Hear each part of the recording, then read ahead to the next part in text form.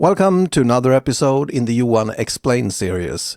This time we're going to take a closer look at the intro to Steven Wilson's The Raven That Refused to Sing.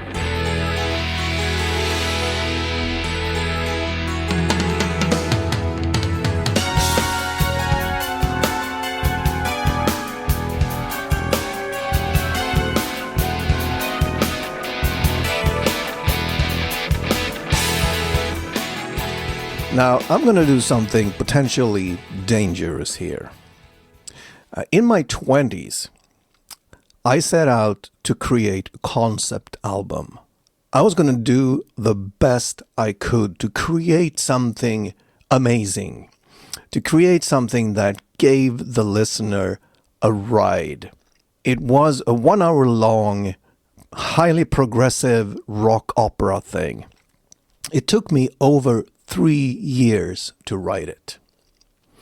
And my friends, they just told me, why does everything have to be so large? Why do you have to blow everything out of proportion? Why do you have to be so thorough? Why this and why that? Can't you just take a guitar and just play rock and roll? And I said, well, no, this is just the way I am. But I didn't have the means to record and produce it professionally. So if we fast forward like 25 years or something, when I was older and started working in music again, I wanted to record this piece, this concept album, which is called Crossfade. I realized that if I'm going to sing the male part, it's a dialogue between a woman and a man. And if I'm going to do that, I had to step up my game when it came to vocals. And it took me 6 years of intense vocal practice. Like I practice 1 hour at least every day, and I hired the best coaches that I could find until I felt that, okay, now I'm at the level where I can sing this. And why am I talking about this? Well, I work this way. This is just the way I am. And Steven Wilson, he also works this way. He is the kind of man who's going to make his damnedest best and put his life's work into his art, into his albums, to create something amazing. It's not unique, but it's very rare because it goes against everything that is happening in the music industry today. You know that whatever you're going to release is going to be buried in an oversaturated market. But Steven Wilson, he has the courage and the integrity to keep working like what the artists that we grew up with. Steven Wilson and I, we are roughly the same age. We grew up with Dark Side of the Moon, Lamb Lies Down on Broadway, albums by Queen and what have you. And it's not strange that we old farts tend to want to strive to, we really want to take our listeners seriously and ourselves as artists seriously. And that's why I kind of identify a little bit with Steven Wilson, because he is doing his best. And he wants to create those older kind of concept albums. He envisions his listener as being a person who has a great audio system and has the ability and maturity to sit his ass down and listen, his or hers. And that is not how people consume music today. But he has the courage to do that anyway. And I absolutely love that. I don't love everything Steven Wilson does, his music, but I love a lot of it. And I identify and just love the way he works. Because he's doing it backwards. And I'm doing it backwards too. No comparison quality-wise, Steven Wilson and myself. But we have the same idea. And that's why I love how he works. So we're going to do what we always do on this channel. I'm going to play it through, and this is a bit unusual because it's much longer than my other snippets. I usually play an intro or an interesting passage. It'd be like a minute or so.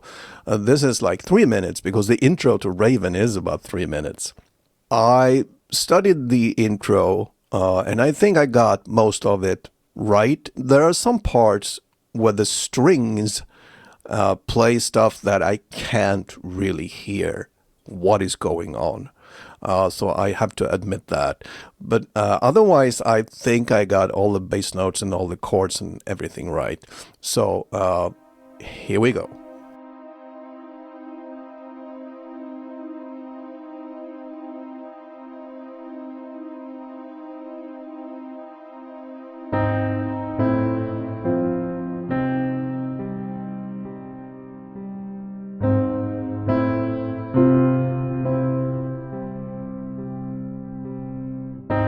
Sing for me,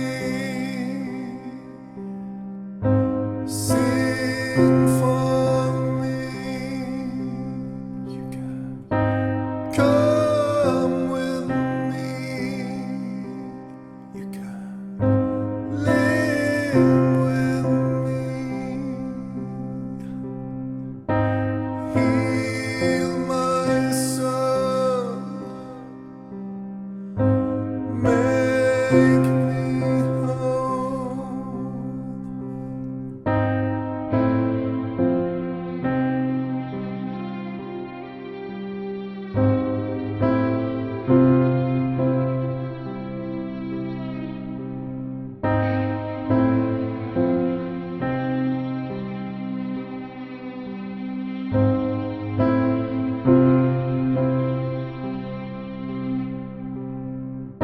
Sister, I lost you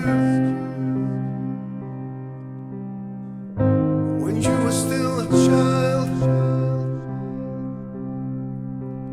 but I need you now, and I need her for my life. I'm afraid to wake, I'm afraid to love.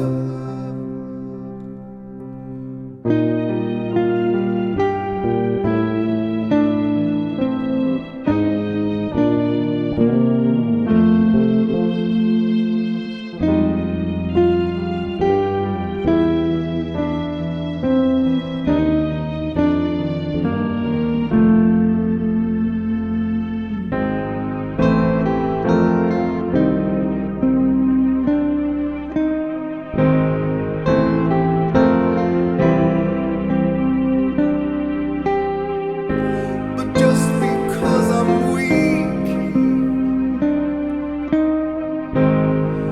you can steal my dreams. You can reach inside my head. You can put your son there instead. Please come to me. Please stay with me.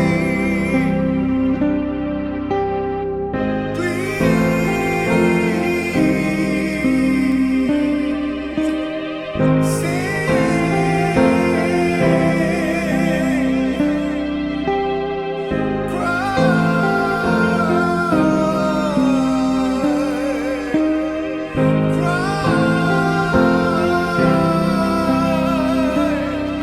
So let's talk about the first thing that happens, the intro in the song. We have this wonderful chord, which is a C with a minor third and a major third at the same time. So we have this dissonance.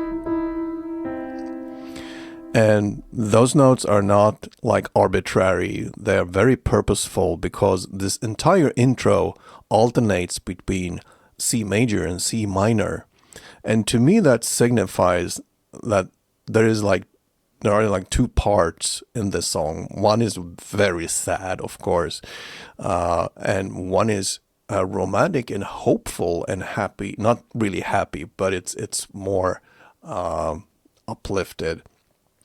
And I think that the major third and the minor third signifies that. That's my thinking. When I started analyzing this intro, I was very happy to find that I was wrong in many places. Let's take the main piano chord sequence, which is in 7/4, by the way. What I heard initially was this.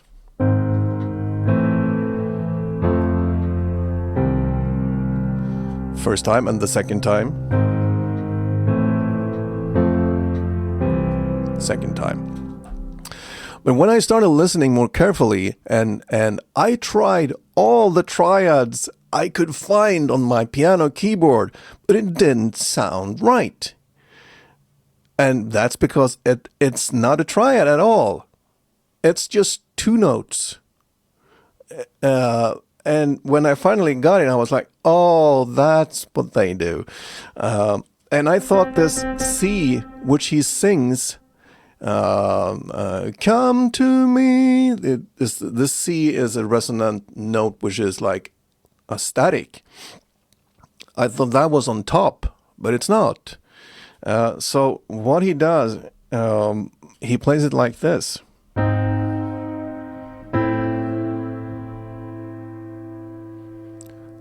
So like that, just those two notes.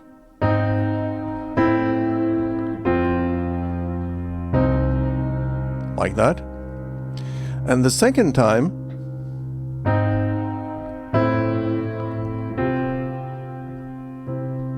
so you have C as a bass note for the two last. So it's actually a suspended chord. It's not an F. It's a suspended C.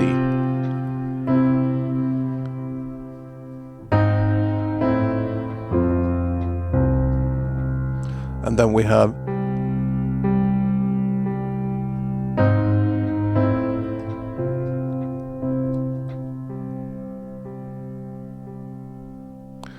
so it's if you count it, one, it's the first chord is on the one. 1, 2, 3, 4, 5, 6, 7. Like that.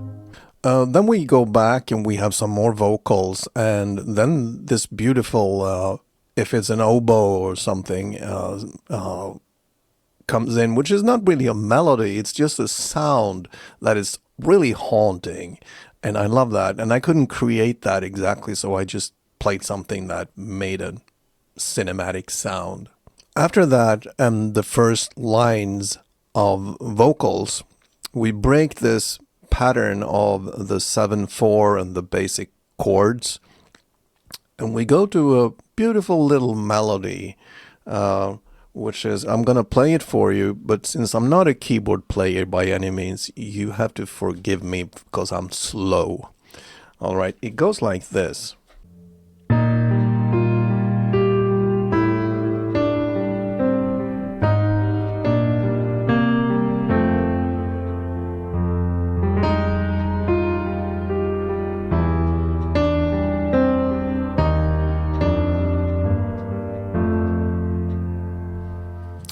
And then back to 7/4 and the basic pattern.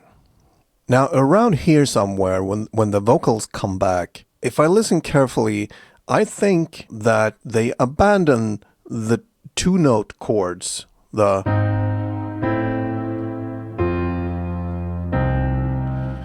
because now it gets more powerful, and I think they actually play this.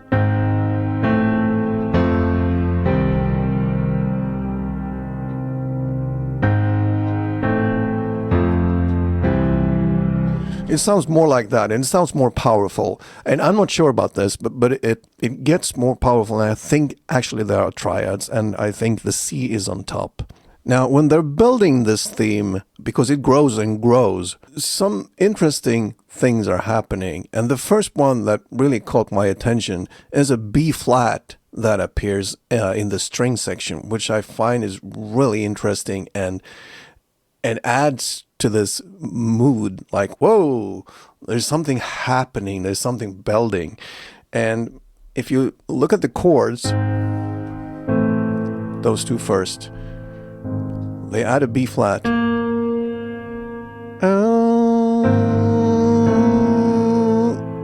That doesn't really work.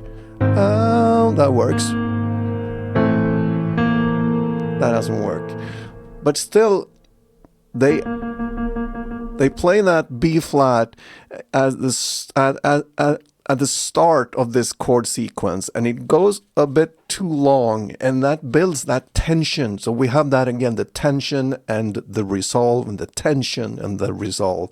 And I find that B flat very interesting. I really like that. Alrighty then, but that's not the only tension note, because in the crescendo of this intro, when he sings, please cry, like that, but one octave up, that is interesting, because that doesn't work either. We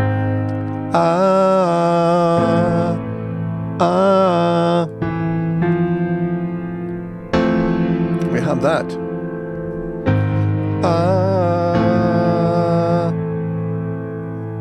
And it creates this wonderful tension.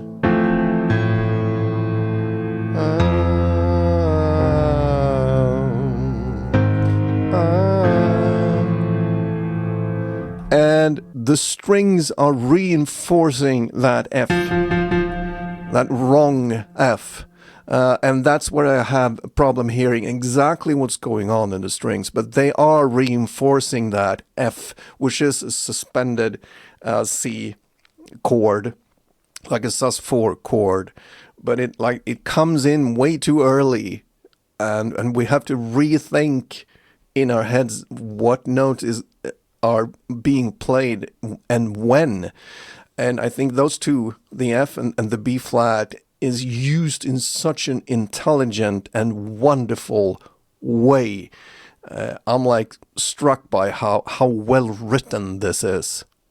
Now, one interesting thing, an amazing thing with this song is that we have touched upon what I think are a master composer at work. It's really masterful put together. And we haven't even discussed what I think probably is the song's greatest thing, which is this.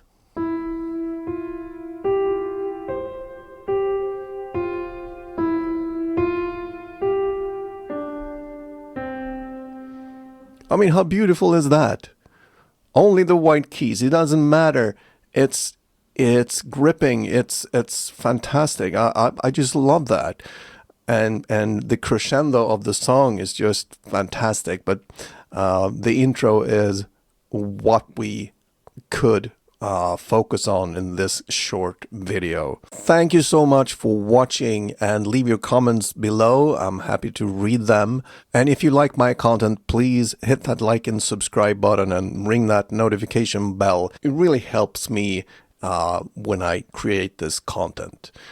Thank you so much.